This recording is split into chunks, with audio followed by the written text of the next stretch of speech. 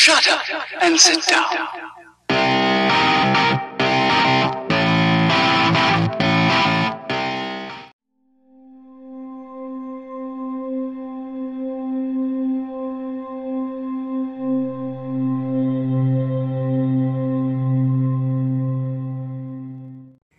Bago ako magsimula, ay nais ko lamang pasalamatan ang lahat ng member ng ating channel na Lihim na Aral.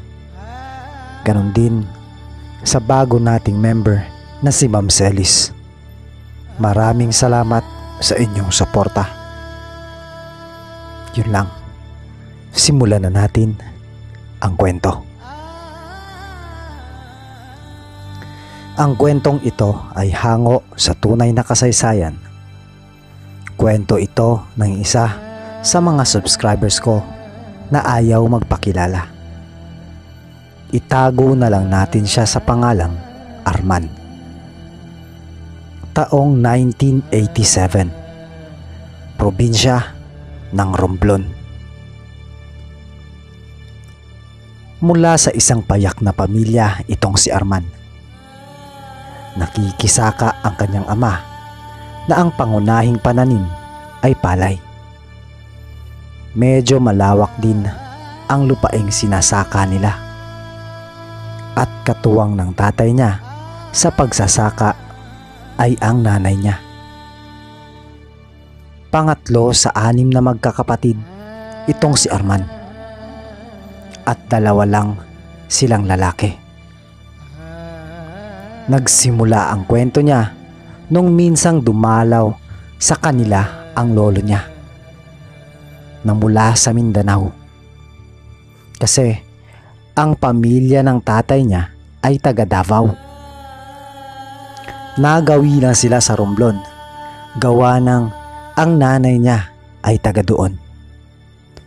At dahil din sa isang napakatinding dahilan. Nung unang kita niya dito sa lolo niya, hindi niya ito gaanong pinapansin. Kasi noon niya palang ito nakita. Ang talagang nakakakilala sa lolo niya ay ang nakatatanda niyang kapatid na lalaki. Huling dalaw kasi ng lolo ni Arman ay sanggol pa siya. At ngayon ay nasa edad 14 na. At minsan isang umaga, habang nag-iipon siya sa mga sinibak na kahoy ng tatay niya upang hakutin papasok sa imbakan nila ng kahoy sa kusina, bigla siyang nilapitan ng lolo niya at kinausap. Inilapag niya ang bitbit niyang kahoy dahil tinawag siya nito. Noy, halika nga dito, may ibibigay ako sa iyo. Nakangiting sabi ng matanda sa kanya. At dala ng kuryosidad, nilapitan niya ang lolo niya. At nung makalapit na ito, ay kinuha ng lolo niya mula sa bulsa ng pantalon niya ang isang maliit na libreta na gawa sa balat ng kung anong hayop. Iniabot niya ito kay Arman. At si Arman naman, dahil sa pagtataka, binuklat ito at nakita niyang may mga nakasulat dito na hindi pangkaraniwan na mga letra at hindi niya din maintindihan. Kaya nagtanong siya sa lolo niya, "Ano po ito, lo?" Takang tanong nito. Isa yang libreta. Ingatan mo yan habang nasa sayo. Dahil balang araw, magiging malaking tulong yan. Wika ng matanda sa kanya. Simula nung araw na yon, nawala ang pagkailang ni Arman sa lolo niya. Palagi din silang nagkwekwentuhan At ang laging ikinukwento ng lolo niya ay tungkol sa mga duwende, kapre, tikbalang at kung ano-ano pang mga nilalang. Manghang-mangha si Arman dahil unang beses niyang makarinig ng ganitong mga kwento. Pero isang araw, habang nagkukwentuhan silang maglolo, biglang dumating ang tatay ni Arman at sinabihan ang lolo niya, "Tay, ano ba yung mga ikinikwento mo kay Arman?" Tanong nito. Tumugon ang lolo ni Arman ng, Wala naman. Ikinukwento ko lang sa kanya ang mga uri ng engkantong nabubuhay sa mundo kasama nating mga tao. Pagkatapos magsalita ng lolo ni Arman, agad naman itong tumalikod. At yung tatay niya parang nadismaya dahil habang naglalakad ito palayo ay pailing-iling ito. At matapos ang hapunan, habang nagliligpit si Arman ng mga pinagkainan, narinig niyang nag-uusap ang tatay niya at ang lolo niya. "Tay, huwag mong punuin ng mga walang kwentang kaalaman ang utak ni Arman," wika ng tatay niya. Walang kwenta. Minggoy, imumulat ko ang anak mo sa mga bagay na hindi alam ng pangkaraniwang tao. Tugon ng lolo ni Arman. Pangkaraniwang bata si Arman, tay. Hindi siya nabibilang sa mga may kakayanan. Kaya gusto kong magkaroon siya ng isang pangkaraniwang buhay. Wika ng tatay niya. Minggoy, alam mo sa sarili mo na hindi pangkaraniwang bata yang si Arman. Tugon ng lolo ni Arman. At dagdag pa nito, simulat sa pool ng isilang ang batang yan. Alam mo na sa sarili mo na hindi siya pangkaraniwang tao.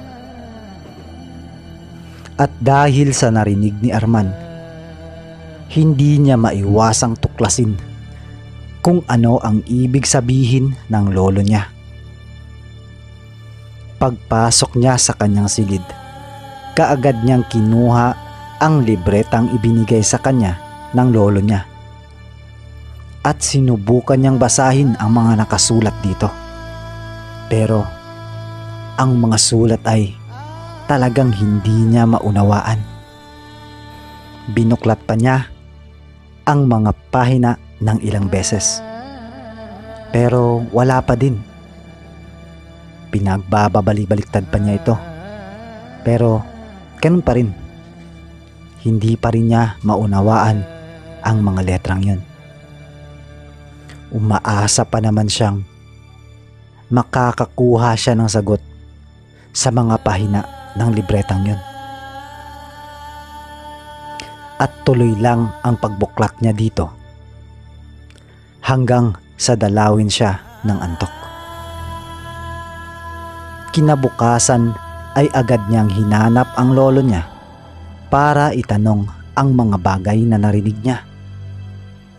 Lumabas siya ng bahay at nakita niya ang lolo niya na nakaupo sa isang kawayang upuan sa ilalim ng isang puno ng mangga habang nagkakape. Kaya kaagad niyang nilapitan ito. "Lo, magandang umaga po." Bati nito sa matanda, sabay abot ng kamay upang magmano. Oh, apo, gising ka na pala. Bati ng matanda sa kanya. "Lo, may itatanong po sana ako. Kasi narinig ko po ang usapan niyo ni tatay kagabi. Paano pong hindi ako pangkaraniwan?" Tanong ni Arman sa lolo niya. Yun ba, apo? Oo, Tama ka. Tama ang narinig mo. Hindi ka nga pangkaraniwan. Dahil sa kapanganakan mo, maging ang pagbubuntis ng iyong ina. Tugon ng matanda. At dagdag pa nito. Isinilang kang nakabalot sa isang napakakapal na supot o kabal. At wala kang buhay nang lumabas sa mundong ito. Salaysay sa kanya ng matanda. Dahil sa kuryosidad, ang tugon ni Arman sa lolo niya ay, Sige po lo, ituloy niyo po. Ituloy niyo po ang kwento, gusto ko pong marinig. At itinuloy ng matanda ang pagkukwento. Ikaw ay isinilang ng iyong ina doon sa Davao. At kagaya nga ng sinabi ko sa iyo, wala kang buhay nang isilang ka ng iyong ina. At nakabalot ka sa isang makapal na supot. At nung ililibing ka na sana ng iyong ama, inalis niya yung supot na nakabalot sa iyo upang masilayan namin ang itsura mo. Pero laking gulat naming lahat dahil pagkatanggal ng tatay mo ng supot na yon, ay umiyak ka ng pagkalakas-lakas. Nakangiting salaysay ng lolo ni Arman. At muli ay nagtanong itong si Arman. Pero lo, posible naman yun, di ba? Yung patay ng isilang tapos mabubuhay. Banhaw ang tawag doon, di ba? Takang tanong ni Arman. Pero ang itinugon ng lolo niya ay ang lubos na ikinagulat nitong si Arman. Oo, pwede yun. Kung minuto ka palang lumabas sa sinapupunan ng iyong ina na wala kang buhay. Pero Arman, mahigit isang araw ka nang walang buhay. Hindi tinanggal ng iyong ama ang supot na nakabalot sa iyo dahil ayaw ng nanay mo na ipagalaw ka. Nanlaki ang mga mata ni Arman. Kaya muli siyang napatanong. Lo, paano po akong nabuhay? Takang tanong ni Arman. Iyan din ang ipinagtataka namin. Kaya isinangguni namin ito sa isang manggagamot. At ang wika ng manggagamot ay pinalitan ka ng mga engkanto. Hindi na ikaw ang anak ni Minggoy at ni Maria. Nanindig ang balahibo ni Arman dahil sa sinabi ng lolo niya. Napakarami pa sanang tanong pero tinawag na siya ng kanyang ama. Dahil pupunta sila sa bayan upang ipagbili ang mga naani nilang prutas. Maliban kasi sa palay, ay may mga tanim din silang saging at kung ano-ano pa. At yun ang pinagkukunan nila ng pang-araw-araw nilang panggastos.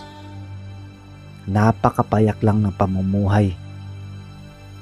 Yung tipong kontento na sila sa kakarampot na kikitain nila sa pagbibenta ng saging at kung ano pang bunga ng mga pananim nila. Habang nakasakay sa karosa na hila-hila ng kalabaw, hindi na iwasang itanong ni Arman sa tatay niya ang tungkol sa kwento ng lolo niya. Pero sa halip na sagutin niya ito, ay nanahimik lang ang tatay niya at hindi umimik. Sa pagdating nila sa bayan, kaagad na nilang ipinagbili ang lahat ng dala nilang prutas. at agad ding umuwi. Pagdating nila sa bahay, kaagad namang tinungo ng tatay ni Arman ang tatay niya at agad na inusisa sa mga sinabi kay Arman. Tay, ano na naman bang sinabi mo kay Arman? Di ba sabi ko na wag mong kukwentuhan si Arman ng mga walang kwentang bagay? Galit na bungad ng tatay ni Arman sa lolo niya. Walang kwenta. Hanggang kailan nyo ito itatago sa bata? Hanggang kailan nyo ipagkakait sa kanya ang pagkatao niya? Nagkakaedad na siya, Minggoy. At malapit na ang pagsapit ng kaganapan ng kanyang pagkatao. Ikaw higit kanino man, Minggoy, ang nakakaalam ng lahat ng ito. Kailan mo yun sasabihin sa kanya?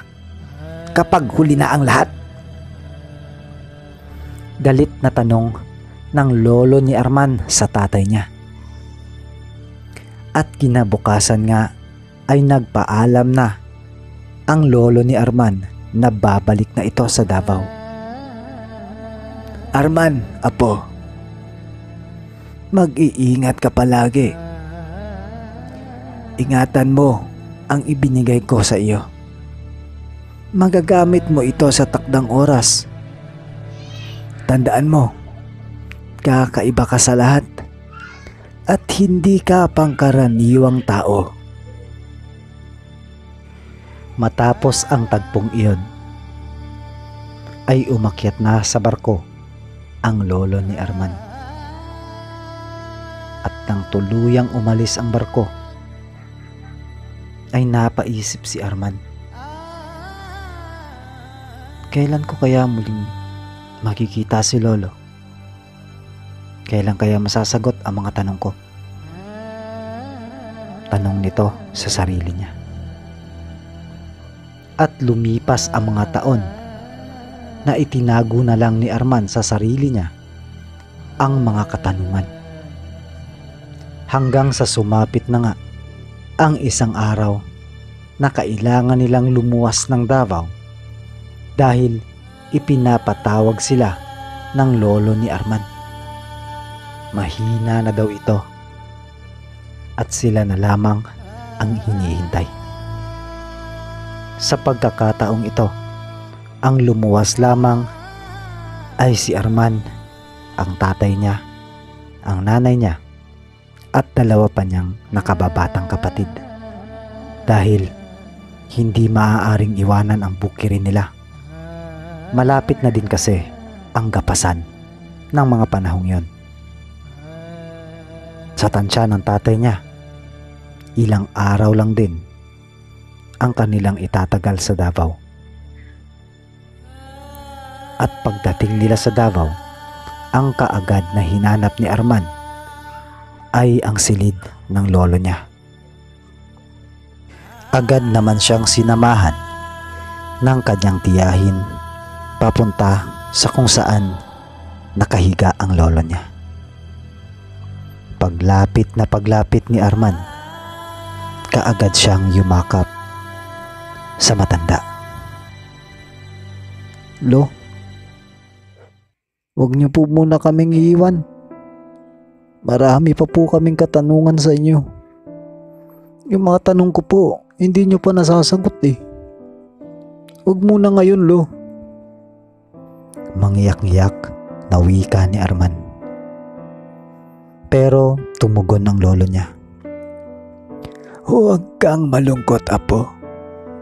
Dahil naririto ka na sa lugar kung saan ka isinilang.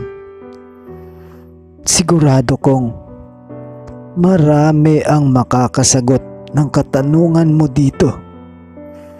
Mga kasagutan na ipinagkait sa iyo ng iyong ama. Kaya huwag kang malungkot sa pagkawala ko. Dahil tayong lahat, kagaya ng lahat ng nasa paligid natin, ay hindi nagiging bato sa mundong ito. Ang isipin mo na lang ay makakapagpahinga na ako, Apo. Tapos na din naman ang misyon ko para sa inyo. Naibigay ko na sa iyo ang dapat kong ibigay. At maliban sa libretang iyon, meron pa akong gustong iabot sa iyo, Apo. At dinukot ng lolo niya ang isang medalyon na nakasuksok sa bulsa nito. Iniabot niya ito kay Arman at nagwika, Huwag na huwag mong ihihiwalay sa katawan mo ang libretang ito, gayon din ang medalyon. Dahil ito lang ang makakasagot sa mga katanungan mo, Apo. Magpunta ka sa kakahuyan sa likod ng bahay natin. Doon mo makikita ang lahat ng kasagutan sa mga tanong mo sa iyong isipan. Nagpapasalamat ako dahil sa huling pagkakataon bago ako kunin ng ating Panginoon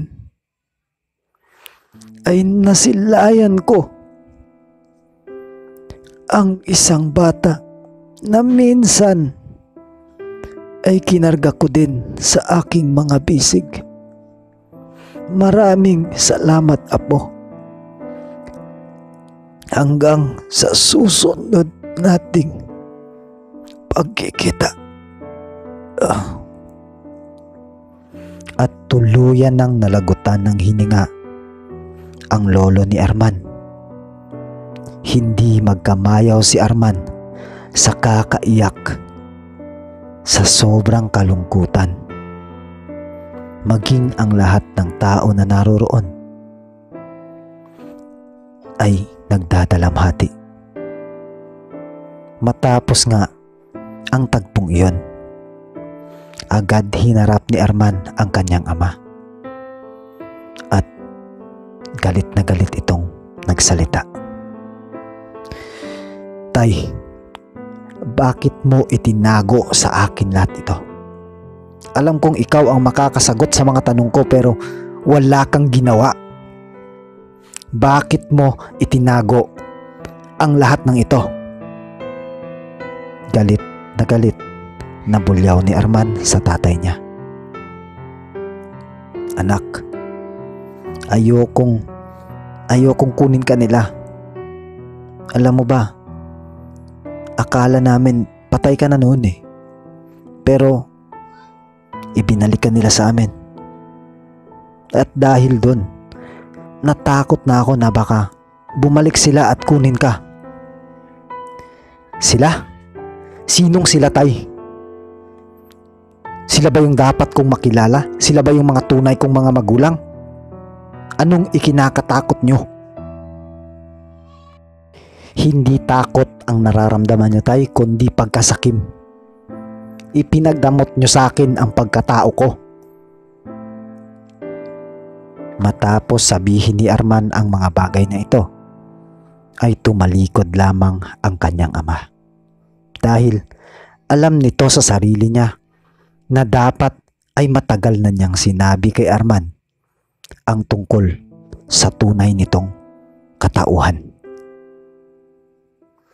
Okay, so hanggang dito na muna tayo guys, no? Abangan nyo po yung part 2 nito. Sobrang nakakamangha itong kwento na to. Akalain nyo guys, akala ko dati usap-usapan lang yung mga anak ng Encanto eh, pero hindi ko alam, no? Eto pala guys, oh, meron pala talaga nito. So sana magustuhan nyo itong kwento na to, and abangan nyo yung part 2. And yun lang po. Salamat po muli sa lahat ng sumusuporta at bumuo ng Lihim na Aral Family. Mabuhay po kayong lahat at pagpalain kayo ng Panginoon. Muli po, ito po si JR at kayo po ay nakikinig sa Lihim na Aral.